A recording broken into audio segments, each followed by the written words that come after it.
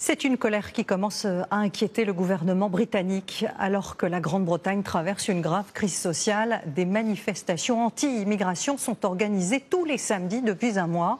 Des rassemblements devant les hôtels qui hébergent des réfugiés sans papier. Un mouvement en partie d'une commune du nord de Londres où un demandeur d'asile a été récemment accusé d'agression.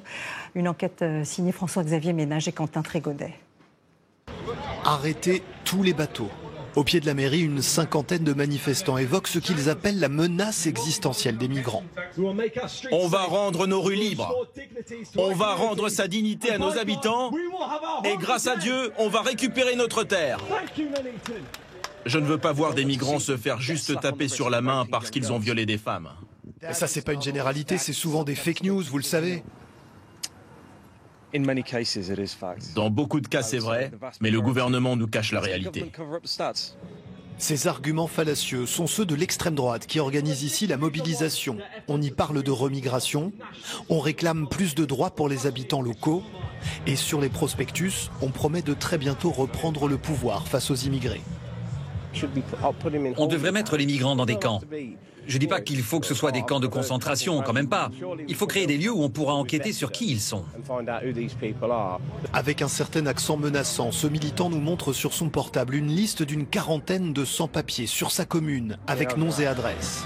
De l'autre côté du trottoir, Nassima, britannique d'origine indienne. Je ne vais pas rester enfermée chez moi et avoir peur de sortir. À un moment, il faut se demander pourquoi ces migrants viennent ici en bateau au péril de leur vie. La manifestation terminée. Ce couple qui n'était jamais descendu dans la rue jusqu'alors dit que le pire est peut-être à venir. Je pense qu'il va y avoir des émeutes. Les gens vont vouloir se faire justice par eux-mêmes. Et c'est là que ça va devenir moche. Mais je sais que chez vous, en France, vous n'en voulez pas non plus des migrants. La crise migratoire en Grande-Bretagne, c'est d'abord un nombre record de demandeurs d'asile. Or, les autorités ont l'obligation de les héberger. Faute de structures adaptées, ce sont les hôtels qui sont sollicités. Mais le coût est énorme, plus de 5 milliards d'euros par an, et cela choque de plus en plus d'habitants. Si on regarde le nombre de demandeurs d'asile qui sont pris en charge dans des chambres d'hôtel aujourd'hui en Grande-Bretagne, ils sont 32 000. Un chiffre en nette diminution par rapport à il y a 2 ans, où ils étaient 56 000 dans tout le pays. Autrement dit, les prises en charge sont moins nombreuses qu'avant, et pourtant le climat s'envenime. Même ces commerçants, originaires du Pakistan, soutiennent le mouvement anti-migrants. Personne ne sait quel est le passé de ces migrants, quelle est leur situation. Je les apprécie pas. On n'en veut pas. Cela fait maintenant 2 mois que la Grande-Bretagne est divisée.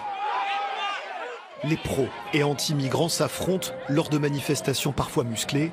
La contestation a démarré ici à Epping, au nord de Londres, après qu'un migrant ait agressé sexuellement une adolescente de 14 ans. L'hôtel où il était pris en charge est ceinturé par des grilles de protection.